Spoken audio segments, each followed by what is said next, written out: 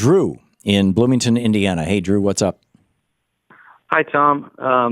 As a person in the Midwest, I just want to know, what's something that I can say to people to basically say that illustrate that Reagan was not good.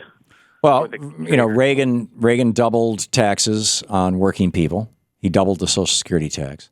He raised income taxes on working people. He radically lowered from 74% down to 28% taxes on rich people.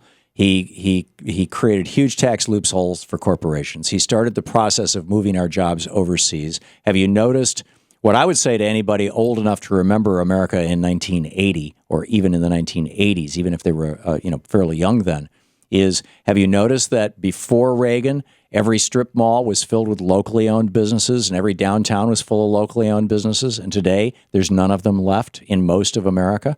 The reason for that is Reaganomics. Reaganomics has benefited the rich. Wages used to track productivity. As companies became more productive, they raised the wages of their employees. From the George Washington administration to the Ronald Reagan administration, as productivity increased through the Industrial Revolution and everything else, so did wages, and it built the strongest middle class in the history of America. Since Ronald Reagan was elected president, wages of working people have actually gone down. Individual wages have gone down. Household wages have been flat, but that's because now you've got two people working instead of one. Before Reagan, one person could support a family at a middle-class level. Since Reagan, it takes two, and even then, you can't quite make it. There's a great book by Will Bunch called Tear Down This Myth that goes through that just lists all the basically crimes of the Reagan administration and the economic damage that they've done to us. Reaganism. David Stockman, who was Reagan's budget director, has repudiated Reaganism, has written a book apologizing for it. It is so transparent. Am I giving you the stuff you need, Drew?